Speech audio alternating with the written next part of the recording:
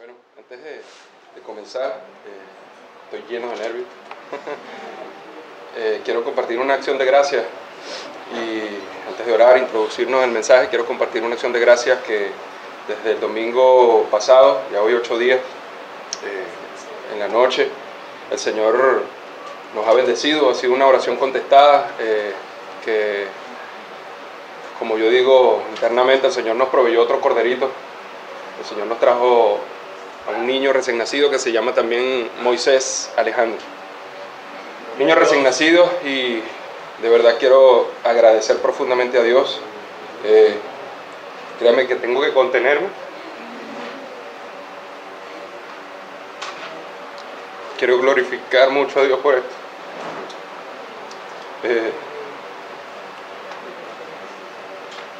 Doy gracias a Dios, de verdad.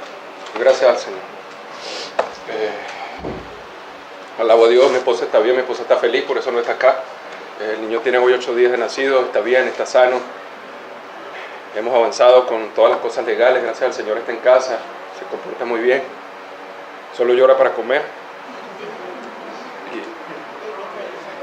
Y doy gracias al Señor por los hermanos que usó como medio para traerlo a casa.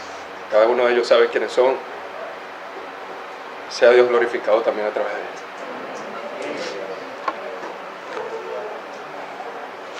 Vamos a orar. Señor, mi buen Dios, todopoderoso, creador del cielo y de la tierra, de todo lo que existe, de todo lo visible e invisible, tú que estás sentado, Señor, en tu trono, gobernando, que todas las cosas, dice tu palabra, que están sujetas a ti, Señor. Nada ni nadie, Señor, puede escapar de tu dominio.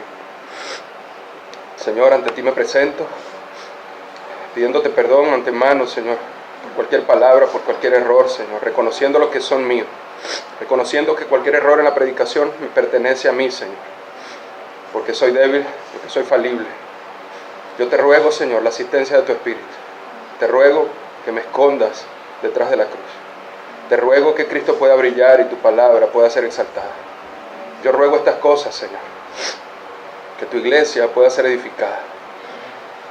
Señor, reconozco que tu palabra es como un fuego, Señor, que puede calentar a tus hijos, pero que también puede alumbrar a los que aún no te conocen.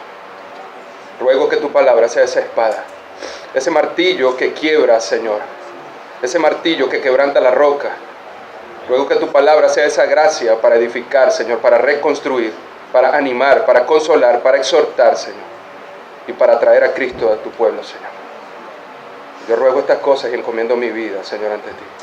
En Cristo, mi buen Dios, mi amado y dulce Salvador. Amén.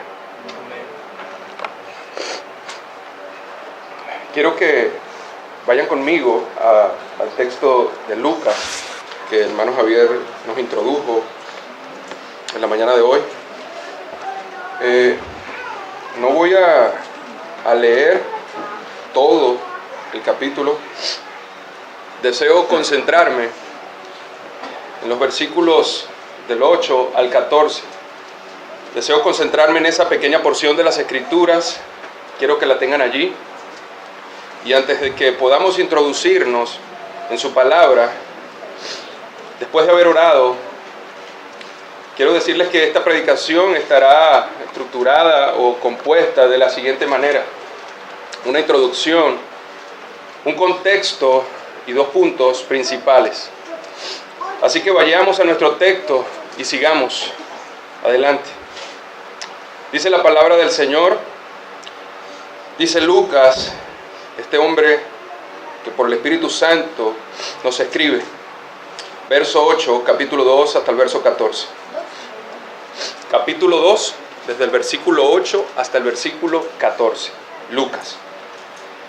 Había pastores en la misma región que velaban y guardaban las vigilias de la noche sobre su rebaño. Y he aquí, se les presentó un ángel del Señor. Un ángel del Señor. Y la gloria del Señor los rodeó de resplandor y tuvieron gran temor. Pero el ángel les dijo: no temáis, porque he aquí os doy nuevas de gran gozo, que será para todo el pueblo, que os ha nacido hoy en la ciudad de David un Salvador, que es Cristo el Señor. Esto os servirá de señal. Hallaréis al niño envuelto en pañales, acostado en un pesebre. Y repentinamente apareció con el ángel una multitud de las huestes celestiales que alababan a Dios y decían: Gloria a Dios en las alturas y en la tierra paz, buena voluntad para con los hombres. Ese es el texto que estaremos o intentaremos llevar en la mañana de hoy.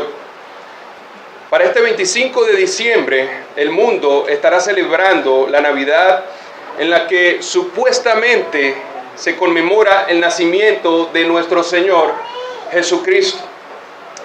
Y aunque en realidad no sabemos con certeza cuándo Jesús nació, la fecha tradicional que está arraigada, que está cimentada, anclada en la mente de Occidente, que está anclada en la mente de nuestra sociedad y que también está allí anclada generalmente en las iglesias, donde alrededor de esas fechas cantamos himnos, cánticos navideños.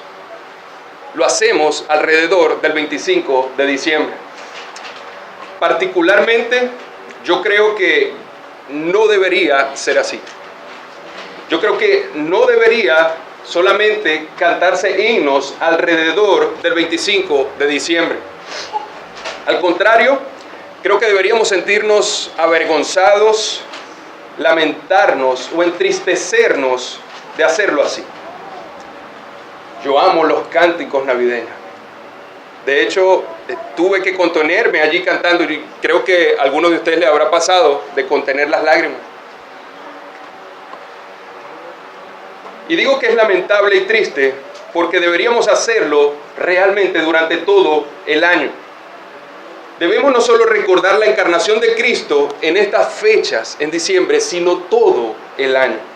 Hermanos y amigos, el acontecimiento de la encarnación de la segunda persona de la Trinidad en la historia de la redención es uno de los eventos más gloriosos que este mundo, sin duda alguna, ha presenciado. Y por tal razón, creo que todo el año debería ser diciembre. Fíjense cómo el apóstol Juan describe la venida, la encarnación del Hijo de Dios. Y aquel verbo fue hecho carne y habitó entre nosotros, y vimos su gloria, gloria como del unigénito del Padre. Y termina diciendo Juan, lleno de gracia y de verdad. Hermanos y amigos, sin la menor duda podemos decir que este acontecimiento es dignísimo de recordar. Creo que el pueblo de Dios debe recordar este evento único, singular y glorioso. Por tanto, no es tan solo en este mes de diciembre. Esto es algo que cada creyente debe recordar, proclamar con entendimiento. Cada creyente debe recordar esto con pasión durante todo el año, durante toda su vida. Pero al mismo tiempo me gozo, disfruto, me llena de alegría de que podamos por lo menos tener este tiempo. Podamos seguir reuniéndonos y cantar himnos exaltando el nacimiento, exaltando el advenimiento, exaltando la Navidad. Jesús, el Salvador, ha nacido. Y esa es la razón por la que nos recuerda este maravilloso e incalculable valor del regalo que se nos ha dado en Cristo. Eso nos recuerda la Navidad. Así que deseo invitarles a que podamos ver una pequeña porción, esa porción que ya leímos, para que intentemos meditar en el verdadero sentido de la Navidad. Y creo que la pregunta que podríamos hacernos para hallar este verdadero sentido o intentar hacerlo es la siguiente: ¿para qué vino Jesús al mundo? Y esa es la pregunta con la que he titulado este mensaje. ¿Para qué vino Jesús al mundo? Les ruego que puedan tenerla por allí guardadita en sus mentes. Les ruego que la tengan presente allí. Este es el tema que intentaremos predicar, escarbar en el ya casi mediodía de hoy. Y aunque yo deseo concentrarme básicamente en los versículos 11 y 14, tomaremos como contexto los versículos que están antes. Y les ruego que por favor estén atentos a la narración tan singular que Lucas nos comunica acerca de la persona de Jesús. Pasemos a nuestro contexto. Verso 8 al 13. Dice así: había pastores en la misma región que velaban y guardaban las vigilias de la noche sobre su rebaño. Pero el ángel les dijo: no temáis. 9. Y he aquí, se les presentó un ángel del Señor, y la gloria del Señor los rodeó de resplandor, y tuvieron gran temor. Pero el ángel les dijo: no temáis, porque he aquí os doy nuevas de gran gozo, que será para todo el pueblo, que os ha nacido hoy en la ciudad de David un Salvador, que es Cristo el Señor. Esto os servirá de señal: hallaréis al niño envuelto en pañales, acostado en un pesebre. Y repentinamente apareció con el ángel una multitud de las huestes celestiales que alababan a Dios y decían. Hermanos, fíjense que el texto que Lucas nos narra, los primeros en enterarse del nacimiento de nuestro Señor Jesucristo, dice que fueron unos pastores. Un grupo de pastores que se encontraban en un campo abierto, velando por sus ovejas. Pero debo decirles que estos pastores son un detalle ocasional, un detalle circunstancial que busca confirmar la veracidad de lo que Lucas nos está diciendo. Y buscando comprender un poco más la cultura o el contexto judío, es muy poco probable que alguien inventara una historia como esta para exaltar el nacimiento de la persona de Jesús. Y al mismo tiempo escogiera un grupo de pastores para ser los primeros testigos de este singular acontecimiento. Usted podría preguntarse, ¿por qué digo esto? ¿Acaso tiene algo de malo que esos pastores estuvieran allí?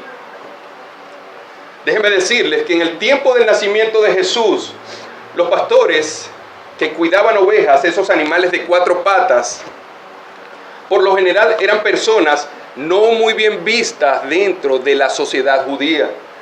Estas personas pertenecían a una clase social un poco despreciable de Israel. Por una parte, debido a la naturaleza de su oficio, a lo que ellos practicaban, era imposible que ellos observaran, guardaran más estrictamente la ley, por ejemplo, la ley mosaica, su purificación, y todos los rituales que los fariseos habían añadido junto con los rabinos a esta ley. Estos pastores eran personas que sobresalían en ser impuras. Desde el punto de vista religioso, impuras. Y mayormente porque no cumplían los dogmas y las leyes religiosas nacionalistas. Por otra parte, estos pastores que cuidaban animales, tenían la fama de confundir lo tuyo con lo mío. Es decir, se le veía con sospecha de tomar lo que no les pertenecía. Así que el testimonio de los pastores no era mayormente admitido en cuestiones legales que la nación judía podía juzgar. Por tanto, si Lucas, un gentil, un historiador, un médico, un hombre muy bien instruido, hubiera inventado este relato, ¿creen ustedes que hubiese escogido o incluido a estos pastores? Definitivamente no. Y sobre todo para tenerlos como testigos presenciales del acontecimiento tan único en su clase, extraordinario como el nacimiento del Salvador. Muy probablemente usted y yo hubiésemos escogido personas sin duda más creíbles, personas con mejor fama, sacerdotes, escribas, fariseos. Pero Lucas se limitó a narrar los acontecimientos exactamente como sucedieron. Entonces vemos que el texto nos sigue hablando al decir que estos pastores estaban cuidando un rebaño en medio de una de las vigilias de la noche. Y en medio de esa oscura noche, repentinamente se les presenta un ángel del Señor. Eso dice el texto. En el versículo 9 nos dice que ellos fueron rodeados de la gloria del Señor.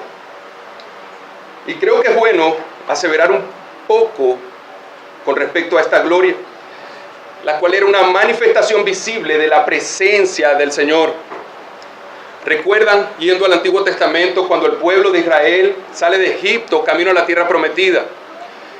Y en ese desierto, esa manifestación de la gloria de Dios se puede ver a través de una columna de nube y una columna de fuego por la noche, así como otras manifestaciones que se presentaban también en el templo. Pero la narración de Lucas, o la que Lucas nos comunica sobre la gloria del Señor, es que ella hace su aparición en un campo abierto, sin ninguna cosa religiosa a la cual esté asociada. Y el versículo 9 nos sigue diciendo que esta manifestación del resplandor de la gloria trajo a los pastores un gran temor. Dice, el ángel les comunica a los pastores que no había razón para temer, no había razón para llenarse de miedo. ¿Por qué? Porque él les venía a dar una noticia, pero no era cualquier noticia. Era una noticia, un mensaje lleno de gozo, un mensaje de pleno gozo. Eso es lo que nos narra Lucas en el versículo 10, y en el versículo 11 se revela la excelsa noticia. Os ha nacido en la ciudad de David un Salvador, que es Cristo el Señor. Algo importante a lo que Lucas también nos hace referencia, y es de gran importancia que podamos recordar para ubicarnos históricamente en este acontecimiento, son detalles que sucedieron antes de este nacimiento y durante el nacimiento. Por ejemplo, versículo 1, el rey o el emperador Augusto César promulgó un edicto para que todos los que estuvieran bajo su reino, bajo su gobierno, dice el texto, versículo 1, fuesen censados, fuesen empadronados. Lucas también nos comunica, nos dice que en este tiempo gobernaba Cirenio, era el gobernador de Siria, que estaba allí junto a Israel. Y también esta nación, Cirenio, estaba bajo el dominio de Augusto César, emperador, sobre Siria. En otras palabras, Lucas nos está comunicando, Lucas nos está narrando que todo esto aconteció, que todo esto es un hecho verdadero, es un hecho que ha quedado registrado en la historia, no es un mito, no es una fábula. Lucas nos confirma que Jesús no nació en Ciudad Gótica, no, Jesús nació en Belén, una ciudad que hoy sigue existiendo, una ciudad real, una ciudad con personajes reales y comprobables en la historia. Amados hermanos, amigos, quiero decirles con toda seguridad, por las Escrituras, que hace más de 2000 años el ángel nos dijo: os ha nacido hoy en la ciudad de David un Salvador, que es Cristo el Señor. El Mesías anunciado por los profetas, el que habrá de sentarse en el trono de David, ha nacido en la ciudad de Belén. Verso 12, sigue el ángel hablando a los pastores: y esto os servirá de señal. Hallaréis al niño envuelto en pañales, acostado en un pesebre. Sin duda que en estos tiempos, en nuestras sociedades occidentales, en nuestra nación, en nuestros barrios, en nuestras cuadras, los pesebres, los establos nos siguen recordando este nacimiento.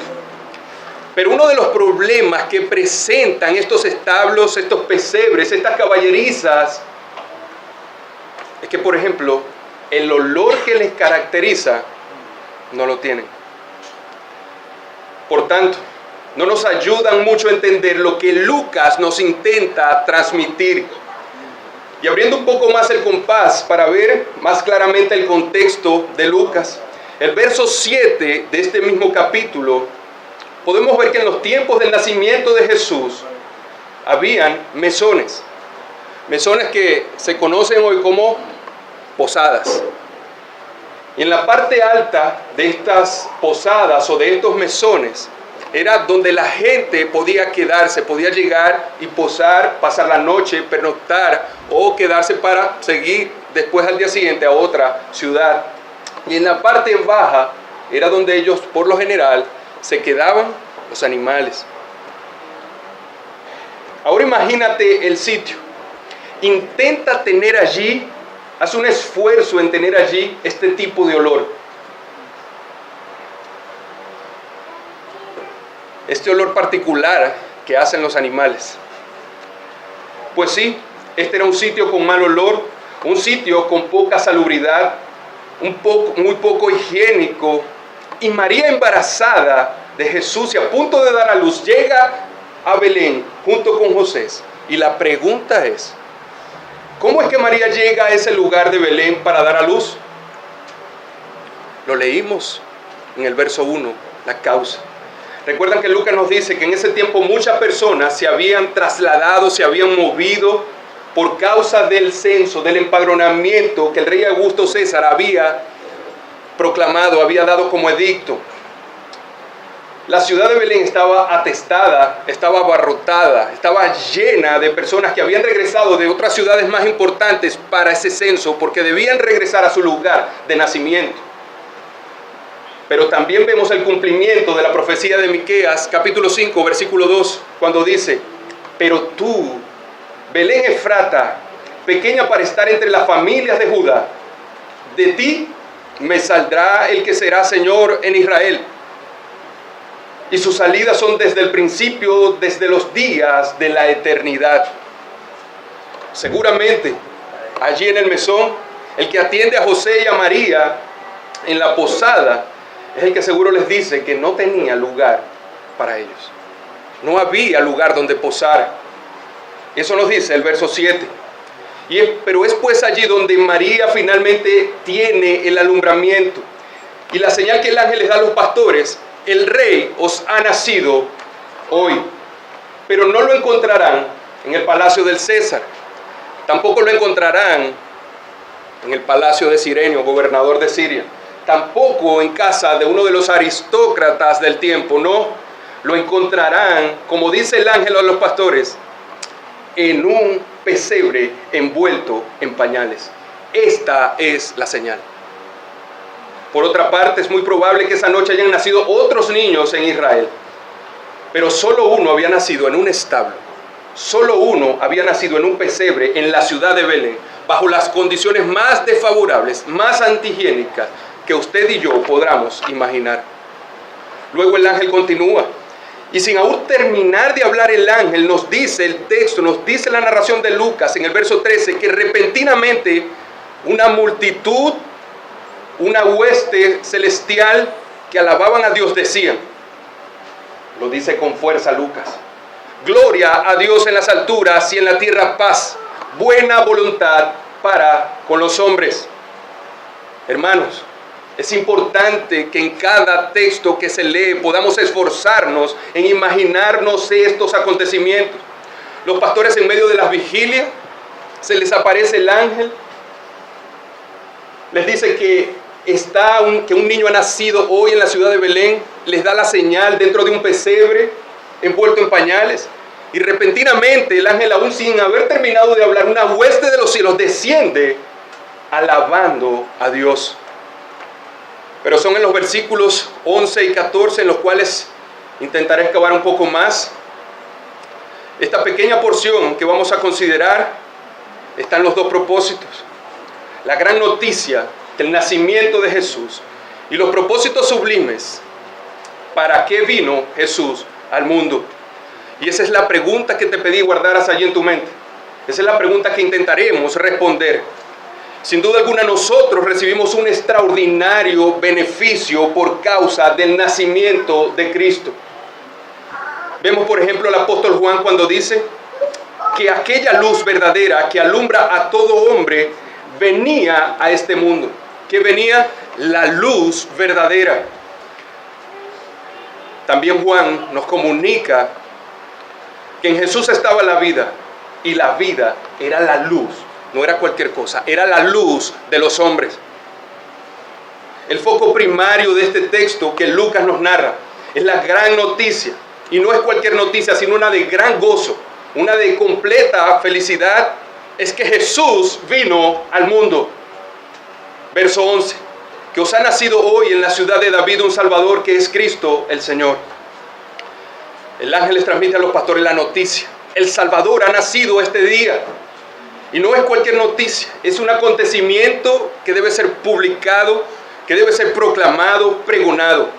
Toda buena dádiva, todo don perfecto había nacido. ¡Qué extraordinaria noticia!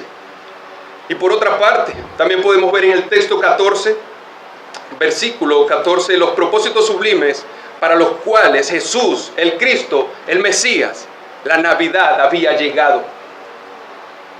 Dice Lucas, verso 14: gloria a Dios en las alturas y en la tierra paz, buena voluntad para con los hombres.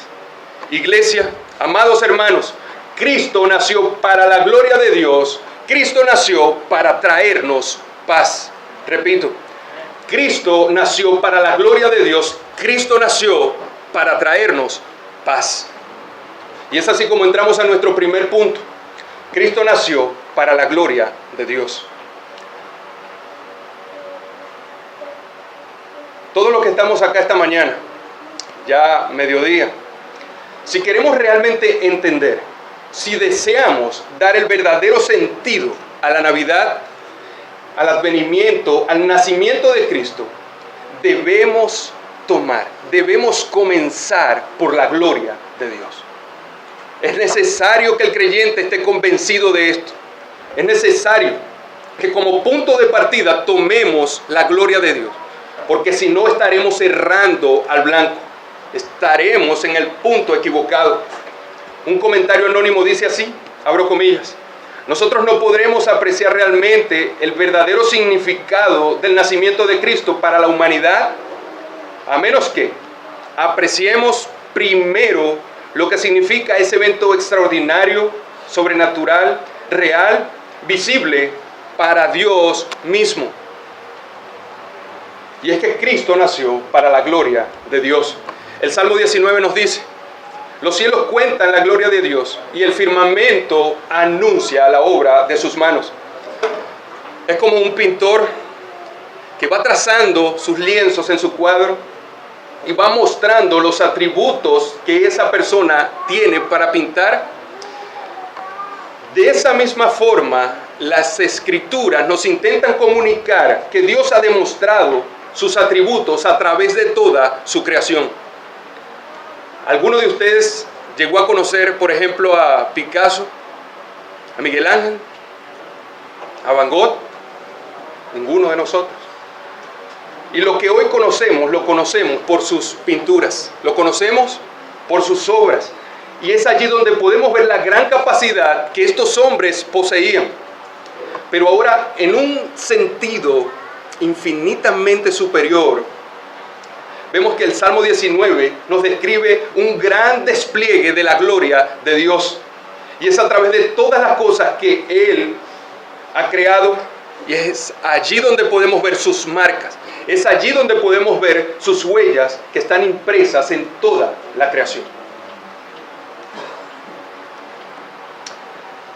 Si cada uno de nosotros observamos la creación, estos portentosos despliegues de la gloria de Dios, sin prejuicios, de una manera objetiva, sin duda debemos llegar a la conclusión que quien está detrás de todo esto es Dios. Debemos llegar a la conclusión de que Él es infinitamente inteligente, infinitamente sabio y todopoderoso, de que Él es la única persona de todo el universo que pueda ser adorada, que pueda ser alabada. Permiso.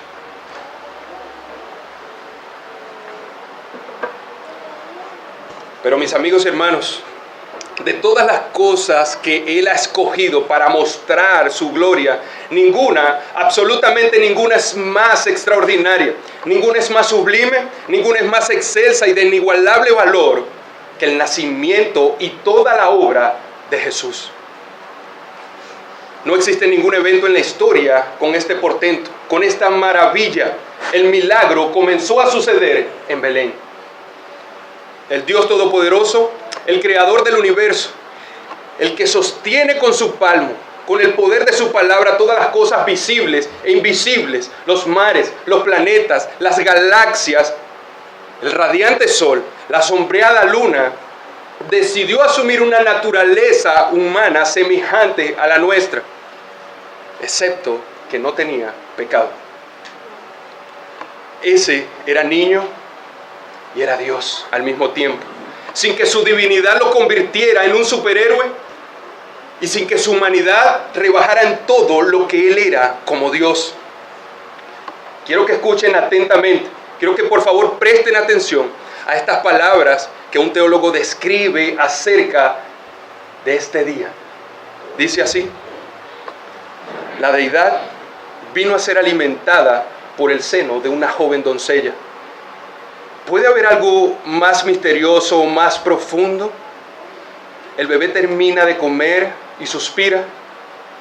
La palabra, el verbo, el logos, reducido a unos pocos balbuceos. Sus ojos se fijan en su madre. La deidad esforzándose en enfocar su mirada a ella. Ella toca sus manos pequeñitas, las manos que una vez trazaron los cielos, las manos que una vez esculpieron las montañas, tratan de aferrarse a su madre. Qué gloriosa descripción. Todo esto sin dejar de ser Dios. Hermanos, esto es lo que hace este evento tan glorioso. Jesús, ese niño, era Dios. ¿Ahora en qué sentido el nacimiento de Cristo glorifica a Dios? ¿Por qué gloria a Dios en las alturas, como dice el verso 14? Porque ese nacimiento sin duda nos muestra la justicia de Dios.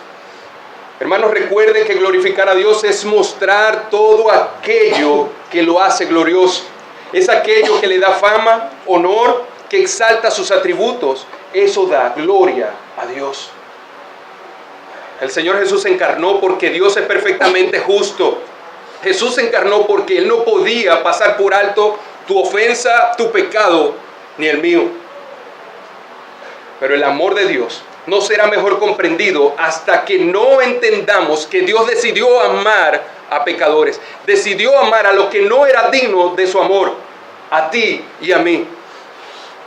Romanos 5:8, el apóstol Pablo lo describe de la siguiente manera, de una forma solamente por el Espíritu de Dios.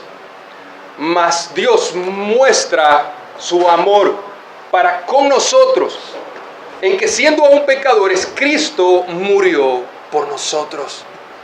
¡Qué noticia! El pecado está tan arraigado en nosotros, es tan natural en nuestras vidas, que parece que es imposible que podamos entender lo que significa que Dios pueda amar a viles pecadores como tú y como yo. Y fue precisamente por eso que Cristo vino al mundo. Fue precisamente por eso que Él tomó forma de hombre. Dios se hizo hombre y salvar lo que se había perdido. Él vino a reconciliar al hombre con Dios a través de su muerte, asumiendo nuestra culpa. Él vino a restaurar nuestras personalidades dañadas por el pecado, para que podamos cumplir, mientras estemos acá de una forma imperfecta, nuestro propósito. Como dicen los catecismos, disfrutar de Él, glorificarle a Él para siempre. Así que Él vino, nació, se encarnó para salvarnos, porque estábamos perdidos. Y por esto es que al pensar en la Navidad, por eso es que al pensar en el nacimiento del Mesías, nuestra mirada no debe estar puesta en el establo, nuestra mirada no debe estar puesta en el pesebre. Y no está mal que usted pueda tener un pesebre, no está mal, pero su mirada no debe fijarse allí. Su mirada debe fijarse en la persona de Cristo. Él se hizo hombre para morir en una cruz, para salvar, para pagar la deuda que los pecadores culpables tenemos con la justicia de Dios, de manera que en ese nacimiento resplandeció la justicia cuando vemos un pesebre, cuando vienen mucho más estos días marcados de advenimiento, de nacimiento del Salvador, debemos proclamar: Dios es lleno de gracia, Dios es justo, Dios es santo. Eso es lo que el creyente debe proclamar, porque Él no puede pasar por alto nuestros pecados, y eso le da gloria. El nacimiento de Cristo es un acontecimiento extraordinario, sin duda. Es un despliegue inigualable de bondad, de compasión, de misericordia, del máximo incalculable amor de Dios. Cristo es la máxima gloria de Dios. Cristo es la máxima gloria de Dios. Hay un texto que todos conocemos muchísimo y que quizás es uno de los primeros que podemos aprender. Y es el que Juan en su capítulo 3, verso 16 nos narra.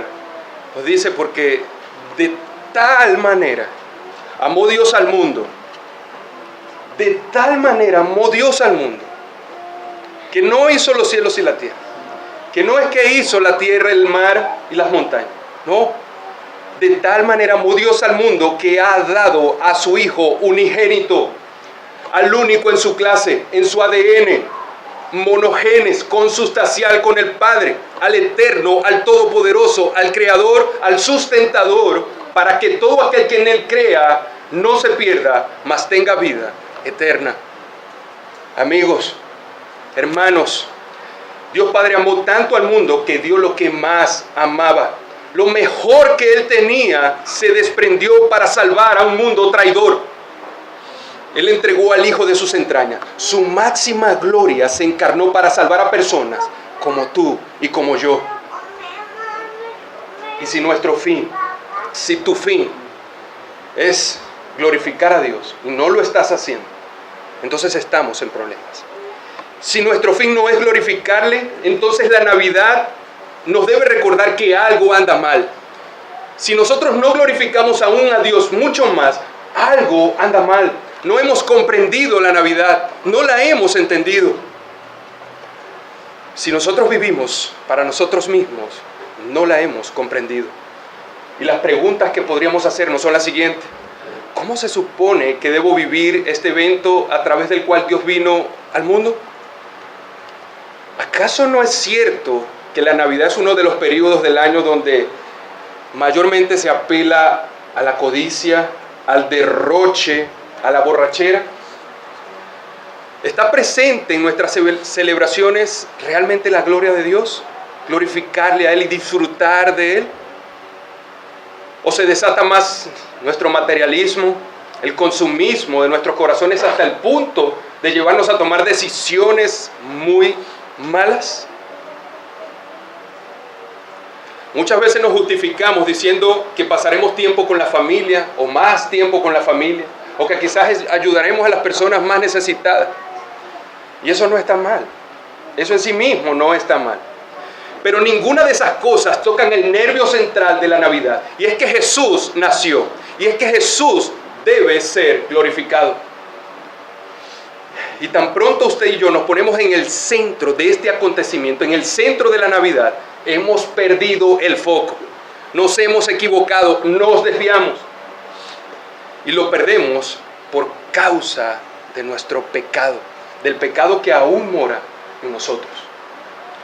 Parece que pensamos que somos los protagonistas.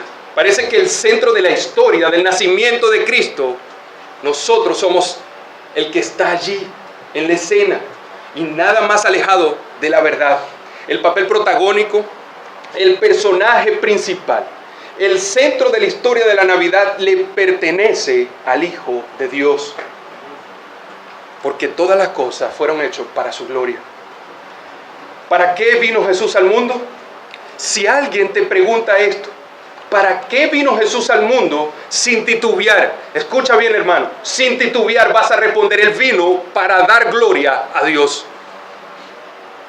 Un pastor lo describe de la siguiente manera: Él vino para hacer brillar como nunca antes la melodiosa armonía que solo puede producir la combinación de la justicia y el amor de Dios.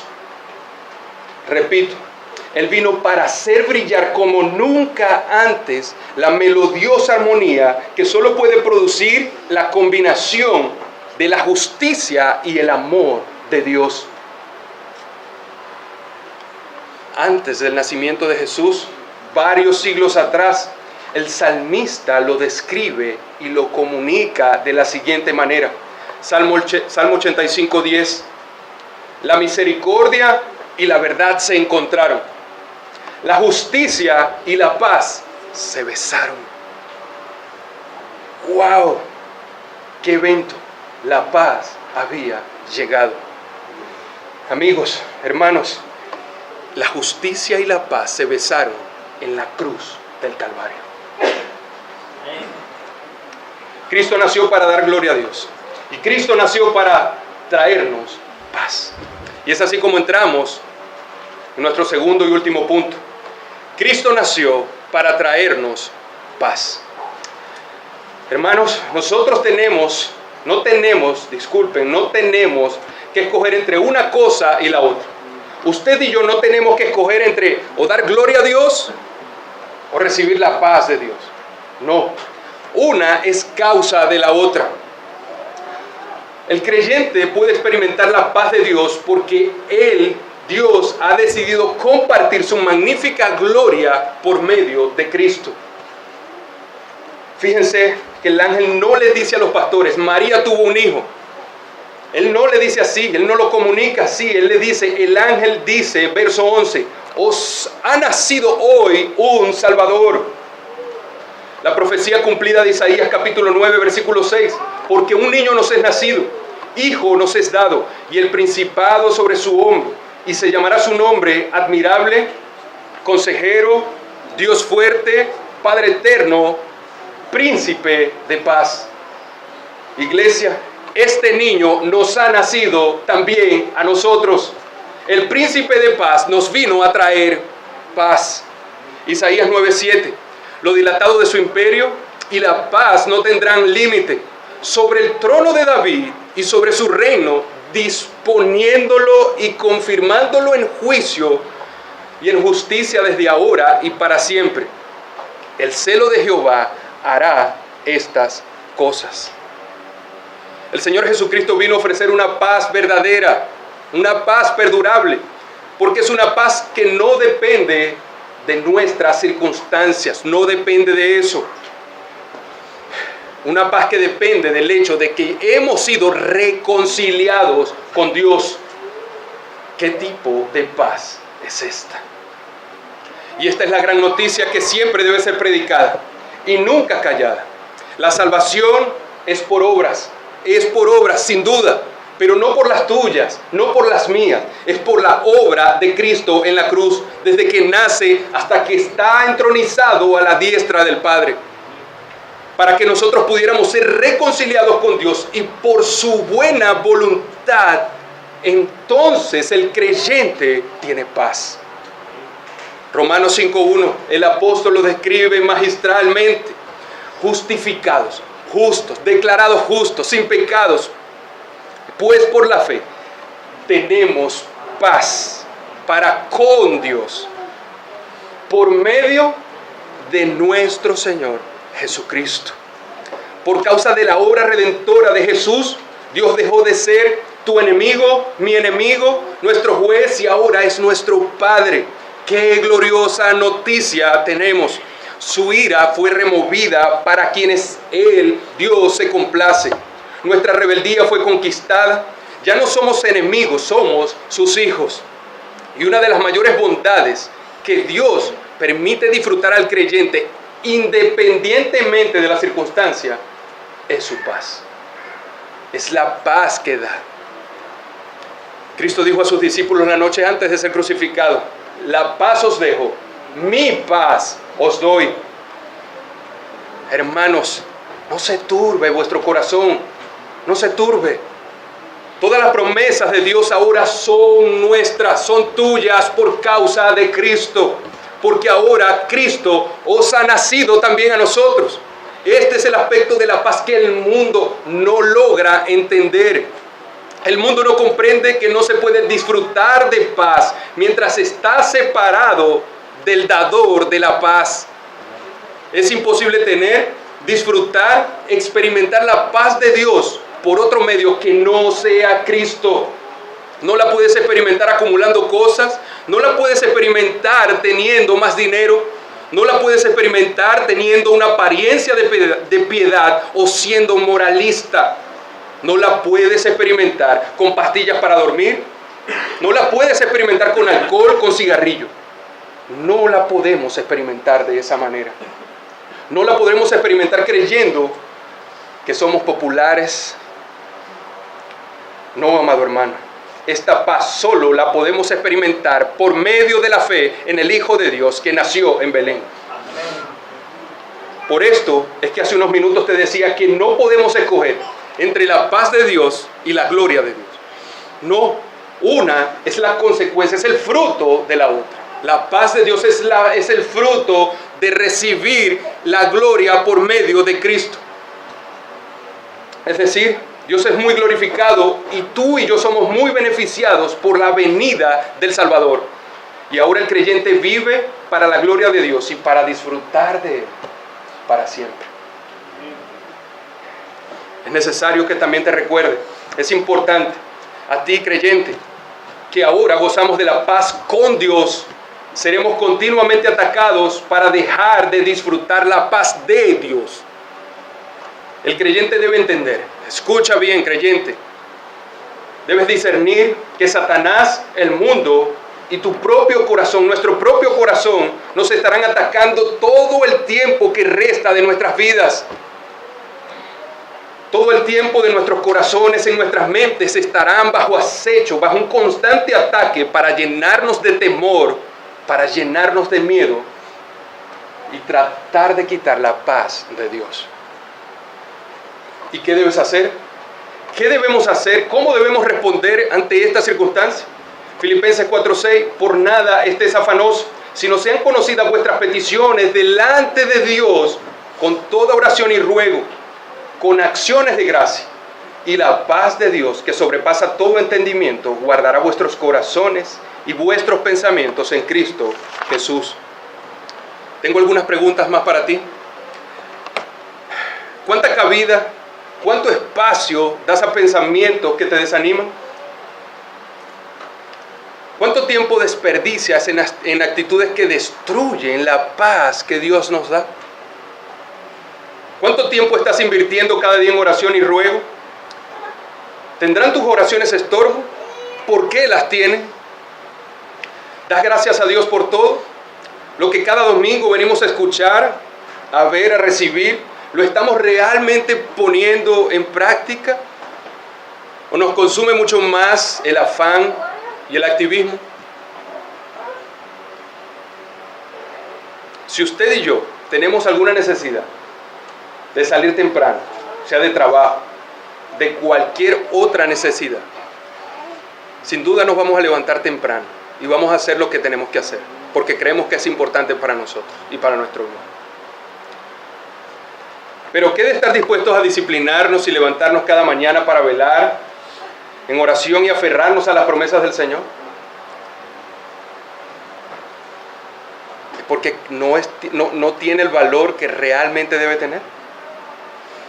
Amados hermanos, vivir una vida de piedad, de oración, de meditación en su palabra, una comunión viva, una comunión sana con los hermanos y con todos los que nos rodean, nos recuerda que estamos en paz con Dios. Su Espíritu, el que nos guiará a experimentar la paz de Dios, que sobrepasa todo entendimiento. Es su Espíritu el que nos guía a estas cosas. Pero alejados de Él nada podremos hacer, nada. Y Él nos quiere dar una paz perdurable, eterna, diametralmente opuesta a lo que el mundo llama paz. Y para ti, amigo que nos visitas, que aún no eres creyente, quiero decirte que Dios ha traído paz sobre aquellos que soberanamente Él ha hecho objeto de su gracia, ha dado su favor. Versículo 14 nos dice, versículo 14 no dice, gloria a Dios en las alturas y paz a los hombres de buena voluntad. El texto no dice así, pero así mayormente se lee. quiero preguntar, tú que nos visitas, ¿realmente crees que esos hombres de buena voluntad existen? ¿Dónde están esos hombres de buena voluntad? Romanos, quiero invitarte a que busques allí rápido. Romanos 1, 18, por favor. Quiero que busques. Romanos 1, 18, hasta el 25. Llevamos 50 minutos, vamos bien.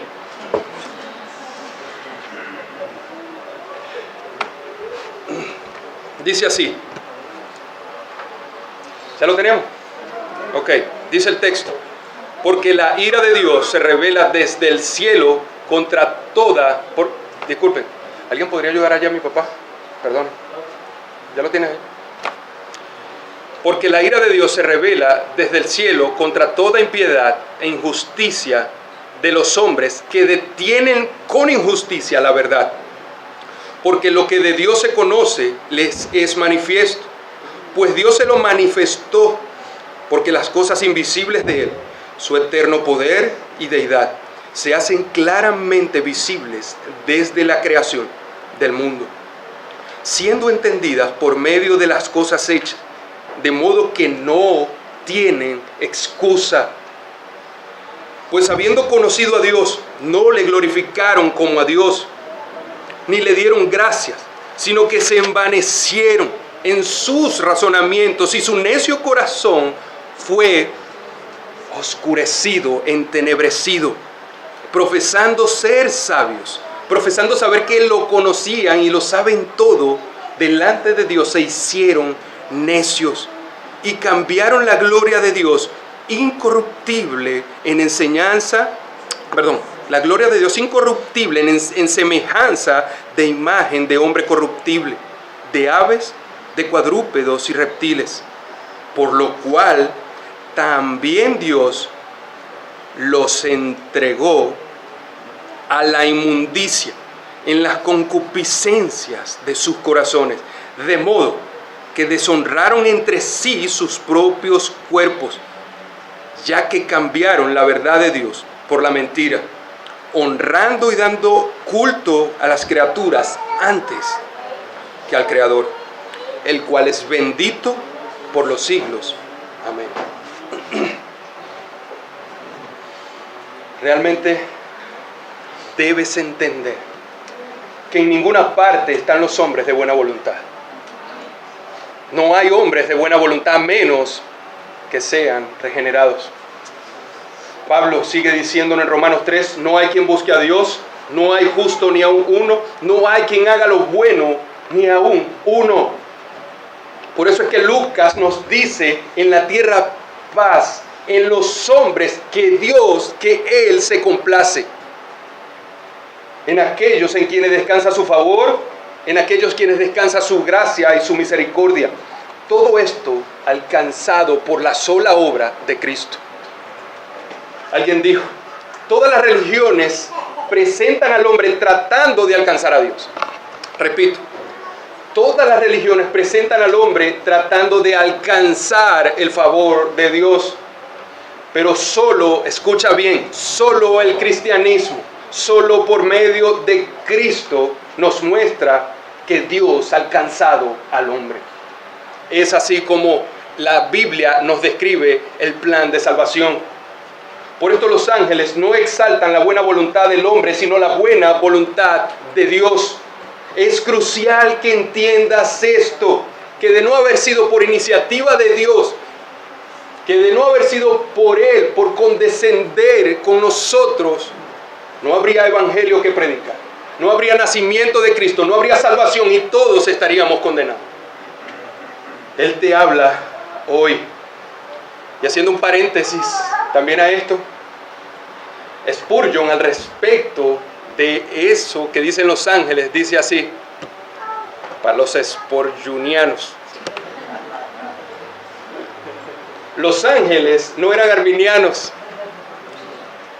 porque ellos, los ángeles, no colocaban la salvación en las manos del hombre, no lo hacían.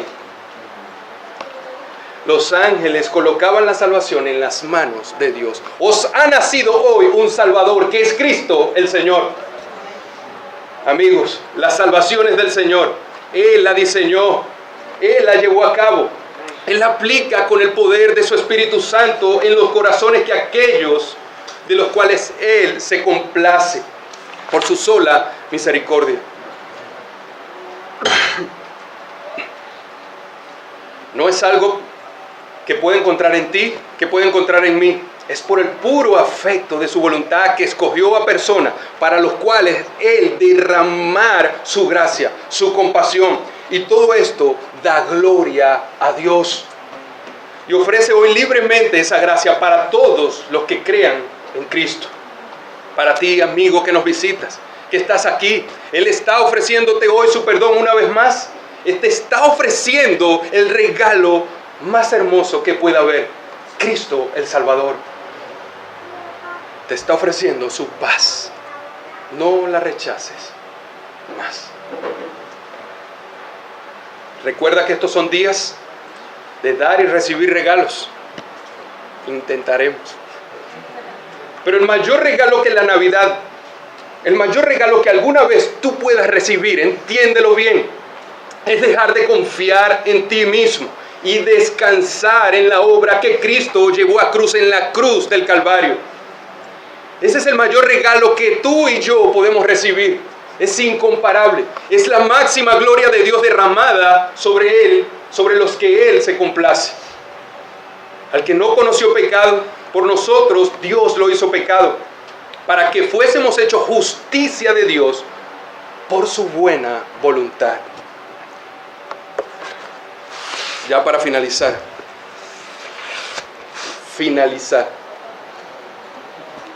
Quiero recordarte esta frase.